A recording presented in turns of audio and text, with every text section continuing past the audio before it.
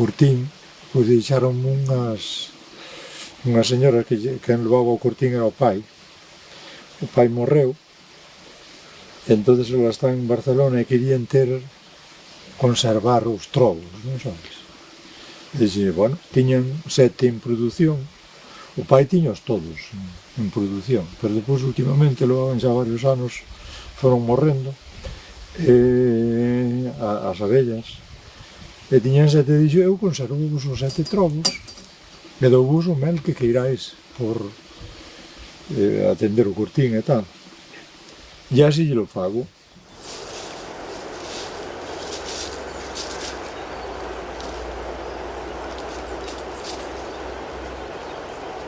Bueno, nos encontramos ante un apiario antigo, que se chama unha albariza, ou pode chamar un apiario.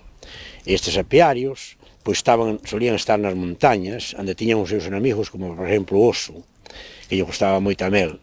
Entonces, fixéronlle os homes, ou mulleres, non sabemos quen foron, pois fixeron este muro de pedra todo alrededor, que era para proteger que o oso non entrara á albariza a comer o mel, e máis así destrozaba todas as abellas, mataba todo. Como vedes, aquí está representado así nun medio metro de alto, e despois ten unhas columnas altas, que sería a altura da albariza, porque aquí está representado para que o vexa a xente o que hai dentro.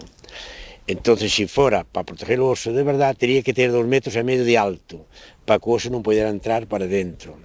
Nela habería unha porta, que é por onde entraría o apicultor, para manipular o que hai dentro, que dentro podía haber, aquí neste caso hai cortizos e trobos, e pode haber covos, que son os 3 casas das colmenas que tiñan os nosos antepasados, que usaban os nosos antigos apicultores, porque en cada zona, en cada lugar, pois usaban a naturaleza para facer as casas das abellas.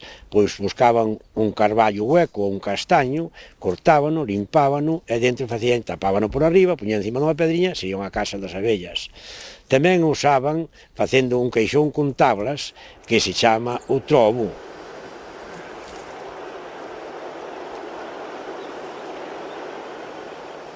Os trobos, este é un trobo porque é de tablas, se fora un tronco dun árbol sería un cobo, non? Bueno, pois, pero o procedimento para sacar o mel é o mismo. Antiguamente, pois, incluso se mataban as abellas, despois, con este aparato, que é unha castradeira, pois se iban cortando os panales, se sacaban, e sempre cerca do fuego, normalmente facíase de alrededor da lareira, para así, pois, xa se iba quentando o mel, con moito cuidado de que non se derretira moito a cera, porque senón se mezclaba a cera co mel, e despois se pasaba a un saco, como este, os panales. Había xente que primeiro, previamente, o machacaba, eses panales, para que salira ben, porque sabedes que os panales están recubertos dunha capiña de cera. Había xente que o machacaba, despois o pasaba ao saco, previamente entre 2 persoas se retorcía eses panales, se retorcía, e o saco fai de colador. E ao final se acababa apretando na prensa, non?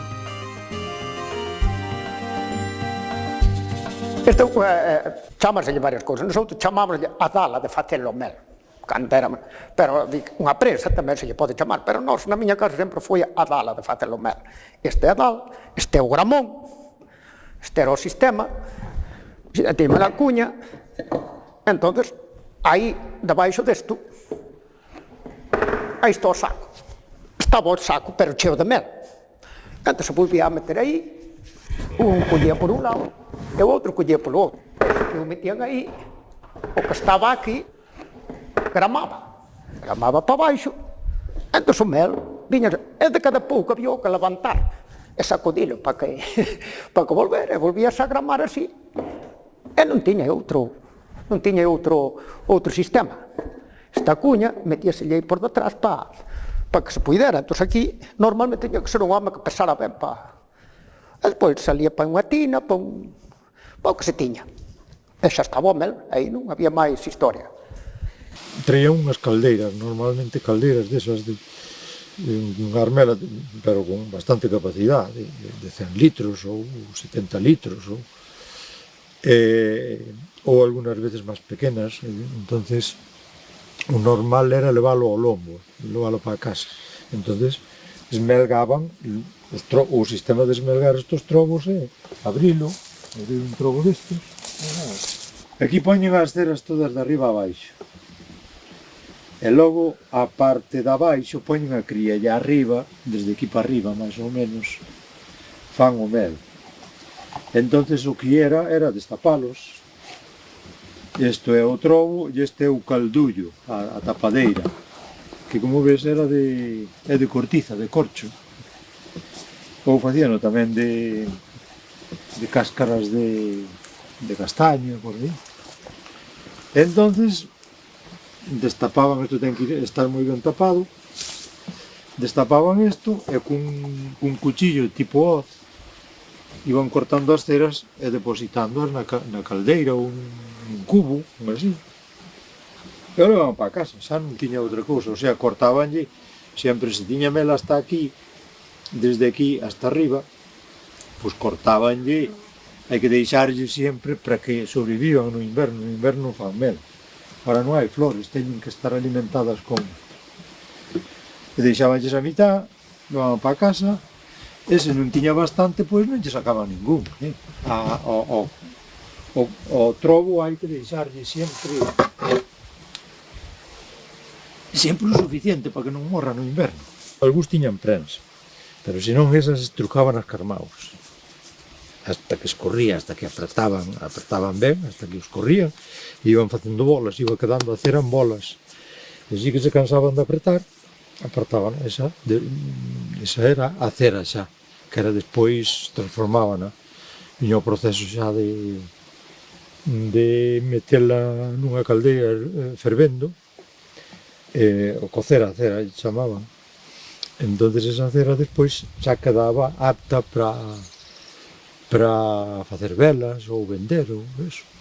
Despois, desde que se facía o mel, despois ainda se quitaba a melea, que agora todo eso desapareceu. Onde se quitaba o mel, claro, quedaba mel aí. Entón aí se lle botaba, se cantaba cunha pouquiña d'agua, se pasaba, e despois salía, e despois había que volvela a preparar, que agora non hai quen sepa preparar eso. A melea esa pois salía en bruto, salía agua con mel, eslavas eran.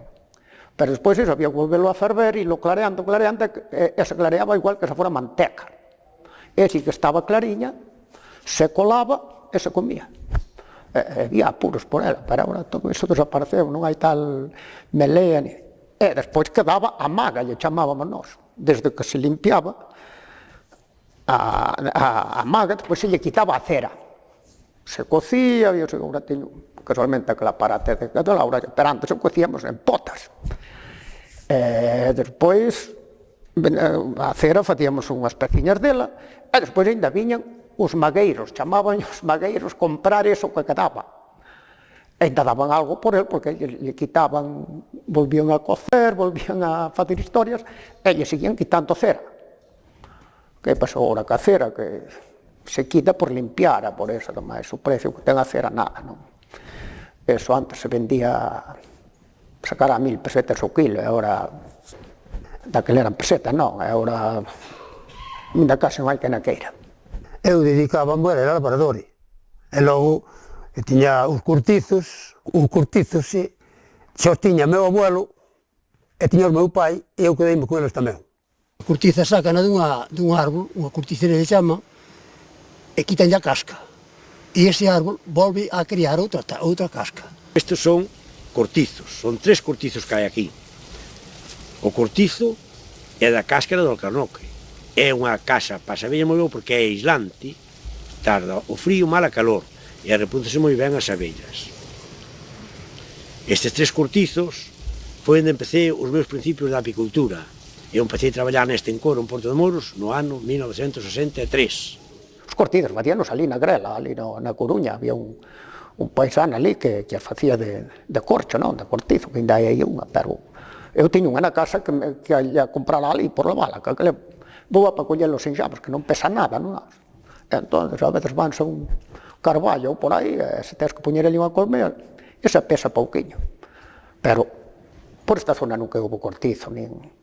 Aquí sempre houve trobos destes redondos de castaño, que tamén iso desapareceu todo. Un cortizo pouco mel dá. Non é como unha colmena, porque unha colmena dá moito mel. Pero o cortizo dá pouco. Porque as abellas teñen que facer elas a cera. Lograr as colmenas xa se lles pon a cera. Pero daquela teñen que facer a cera malo mel. A colmea que daba 25 litros de mel era moito colmea. E agora, calquera colmea destas modernas, pois dá 40 ou 50 kilos, ou 60. Pero daquele do trobo, cando decíamos que había unha colmea que teña 25 litros de mel, era moito. A abella nunca era o amo lorpeiro, nin o aire traveseiro. Os cobos hoxe en día, pois, casi pasaron á historia, non? É xa casi difícil atopalos, o que os tempos os conserva como atrayente pos enxames na primavera e no brao, non? Porque lles gustan moito, porque por dentro pois, están propolizados, están con restos de cera, eso. Entonces, pois, moitos apicultores os teñen cerca das súas colmeas para coller os enxames. Unha das cousas importantes para que as abellas vayan para dentro destos cobos é que non teña grietas, que non teña claridade, que non teña... Antiguamente se utilizaba pois, a bosta de vaca para recintalo e que non tuvera ningunha entrada de claridade, nin nada deso, non? A bosta de vaca, pois, aínda que parezca así, é parecido unha vez que se seca o porispán que temos hoxe en día. E despois tamén se metía pois, dentro pois, tipos de ervas aromáticas, non? Como é a reina loísa, loureiro, menta, que son grandes atrayentes para as abellas. E despois salían os enxames, porque polo rural en maio a junio, cando salían os enxames. Entón, íbamos con outro cortizo, o enxame colgábase, o mellor en calquer árbol, e íbamos co cortizo, e levábamos, como non tiñamos defensa de careta, pois un cesto pequeno, e con un folleto espetado nel, pois estaba alto, dalo pillado, e barrelo po cesto, e despois tiralo diante do cortizo. E o cortizo, por baixo, puñéselles unha sábana blanca. Entón, que eles tirábanse na sábana contra o cortizo, e despois iban para dentro. Había moita colmea naquele tempo, había trobos, por case todo o mundo tiña, pois, 9, 10 ou 5 para servicio del. A miña casa coincideu que é un sitio moi bon para ter colmenas, ademais moi boa calidade de mel. Entón, tuveronse así toda a vida, hasta hai anos que se empezaron a poñer as modernas, mas antes non había outra cousa. Entón, había anos que había moitísimas. Un tío meu que fixo esa peza, botou un verano casi sempre fora da casa facendo colmenas, porque deran en salir enxames, e saliran 200 e pico nun ano. E quen tiña 200 colmeas na casa? Entón, había que facelas, e ao final facíanse de 4 tablas para acabar máis pronto, porque antes facíanse redondas desas como esas que hai aí, había que escavalas por dentro, había que fazer todo. Pero despois terminouse todo 4 tablas e unha colmena. Pero o que máis me gustaba a min daquela era meter 2 ou 3 enxames nunha colmea, porque había colmenas así grandísimas. Entón metías 3 enxames, ou 4, pero cada un traballaba o seu. Nunca se mezclan as abellas para traballar. Se metes diferente un enxame que saleu aquí e outro que saleu ali, mételos en 2 colmeas ou 3 enxames, é a colmea moi grande, como esa facían daquela, non que as da agora, que son todas iguales, pero cada enxame traballaba o seu sentido. Aí non se mezclaban. Donde agora, nas colmeas da agora, pois xa non podes meter 2 enxames, porque entonces unha reina mata a outra e armas son ali. Bueno, esta é unha unha colmena das primeiras mobilistas, tipo Lallens. Lallens o nombre ven do autor, non? É colmena horizontal. As que temos hoxe en día, pois normalmente son verticais, o sea, se vai poñendo alzas unhas encima de outras. E foi xa con esta colmena prácticamente empezou o boom da apicultura en Galicia, non? Porque os covos antigos, as abellas perdíase a cera cada vez que se sacaba o mel. Nestas non, nestas pásase a utilizar en anos sucesivos, non? Leva uns cuadros onde se pon as láminas de cera,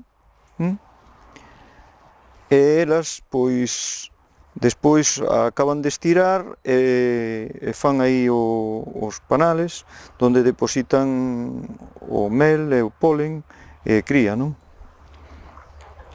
Foi introducida en Galicia por o cura Benigno Ledo, que pódese dicir que foi o pai da apicultura moderna en Galicia, non? Bueno, este é un extractor que fixo un señor que era moi ingenioso, fixo un extractor de mel para non ter que apretalo cas maus.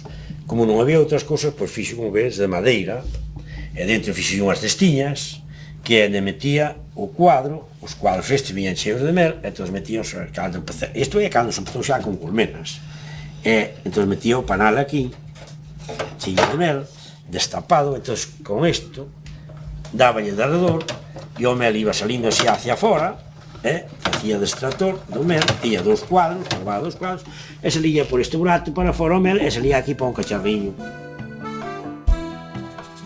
Bueno, nos encontramos aquí diante dunha alacena das abellas. As alacenas das abellas, esta, por exemplo, representa dunha casa grande, unha casa de ricas da zona rural.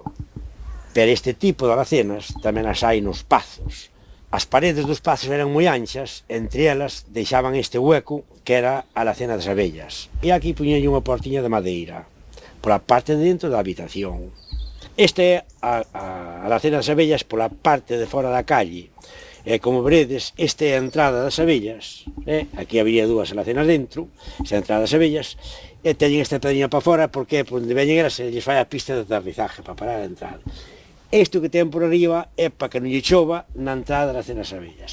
Cando veades por aí, polas calles, vedes na zona rural isto, entón sempre habrá unha alacena das abellas.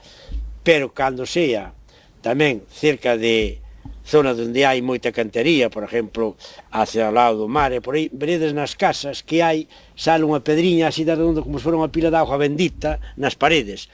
Aí dentro sempre hai unha alacena das abellas. Iso hai no por todo Galicia. Hai outros pazos que os teñen a alacena no salón. Eu xa vin algún pazo que incluso no cuarto de baño estaba a alacena das abellas. Isto era moi extendido en Galicia. Moito, e hoxe día ainda hai algunha que se recuperou. O importante era poder recuperar todo isto.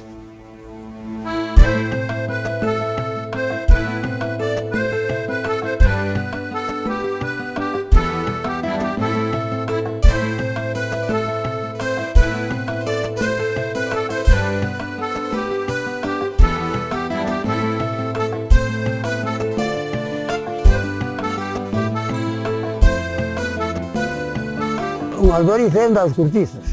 É un terreno que non está onde estaban os cortizos, entón aquilo chamaban un albariza. Chamábamos albariza ou colmenar.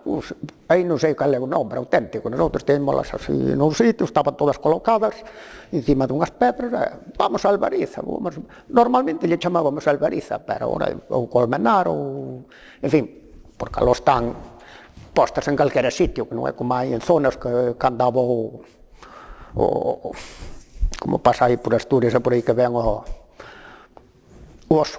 Dentro da apicultura tradicional galega, pois unha zona obligada a visitar pois é a ruta dos Cortíns do Val de Rao, onde se pode ver cantidade de cortíns que algúns incluso reconstruídos, outros pois semi-abandonados, pero hai unha gran cantidad deles donde podedes ver incluso pois algúns con abellas, con cobos, dos poucos que quedan en Galicia.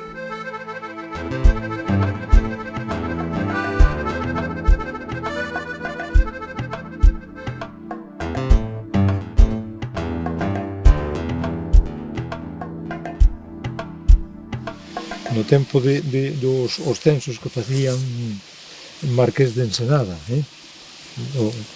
entonces facían uns censos, aparecen os censos donde citan os trobos que tiña cada un, non? Citaba as casas que tiñan trobos, porque citaba os castaños, todo aquilo que producía había que recollelo no censo, porque tiñan que pagar por eso. Cando se fixeron esos censos, eso levaba funcionando moito, a mellor levaba desde o siglo XIII ou antes, non se sabe.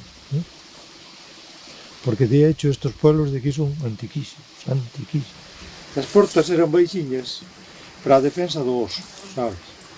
Todas as portas dos cortins, todas baixiñas, algunhas ainda moito máis baixas, hai que entrar de gatas. Porque o oso, a fuerza do oso é cas patas. Entonces, se é unha porta alta, desfana, cas patas, a boca, a cabeza e tal. En cambio, sendo baixiña non se poden poñer, non teñen fuerza. Non se poden poñer de pé para destrozar. E é o fin das portas, porque vamos ver os outros cortins, que son así. Todas as portas baixas. Os de verdade, os que estaban ben, teñen o voladizo de pedras para que, aunque calquera animal quixese subir, pois ao chegar arriba tiña que subir patas arriba así, non pasaba, nin xente, nin animales, e sobre todo o oso, que antigamente había oso por aquí. O oso gustanlle moito o mel e tiran cas comer, pero onde somos nós non había bicho ningún. Nunca nos tiraron ningún. Decían que o jabalí, que a veces que tiraba algo para lá, nunca tirou nada o jabalí, non. Ni sabían que proteger de nada, máis que das vacas, para que nos tiraran, pero claro, se tiraron a comer patas arriba, vorábante de mala uva que se poñía. Todo isto estaba sempre nunha montaña inclinada, moi inclinada, porque os 2 metros e medios que ten de arredor a oseira que se chama, que é o que protege o oso que non entra a variza, pois tiña que ter 2 metros e medio, entón estaban moi inclinados para que as abellas teñen unha pista de aterrizaje para entrar ao colmenar, a súa colmena. Se, por exemplo, aquí hai 20 cortizos, pois elas marcan a súa referencia a cada cortizo e veñen directamente cada un ao seu cortizo. Entón, neste plano inclinado, pois pasaban, sobraban o muro que estaba pola parte de baixo para entrar as abellas. Por eso sempre se encontrarán estos nos montes así, planos inclinados.